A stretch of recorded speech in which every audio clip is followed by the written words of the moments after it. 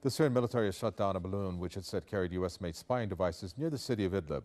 Syrian officials say the devices have large memory storage. Syrian army units have also seized a car with a European license plate and a warehouse of ammunition and U.S.-made rockets. Last month, Syrian authorities confiscated Israeli espionage devices along the country's Mediterranean coast. The gadgets were found inside rocks made of fiber. They were designed to film and instantly transmit live images and information. Damascus has frequently lashed out at certain Western states and the regional allies for aiding the insurgents fighting the Syrian government.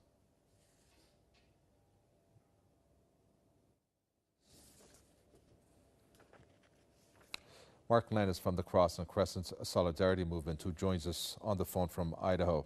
Mark Glenn, we're looking at this piece of news regarding the espionage devices by the U.S., U.S.-made, I should say, but the overall picture is another challenge that perhaps the U.S. is facing, and that is how to tackle these al-Qaeda group, the al-Nusra Front, along with, of course, al-Qaeda in Iraq, which have pointed to their alliance.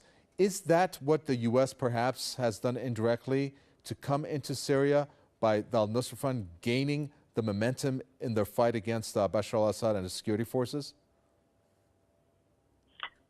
No, I don't believe that. I think that al-Nusra has done exactly what they were trained and programmed to do, which is to cause instability and havoc within one of the most stable countries in the Middle East, a country that does not cooperate with the United States or with Israel.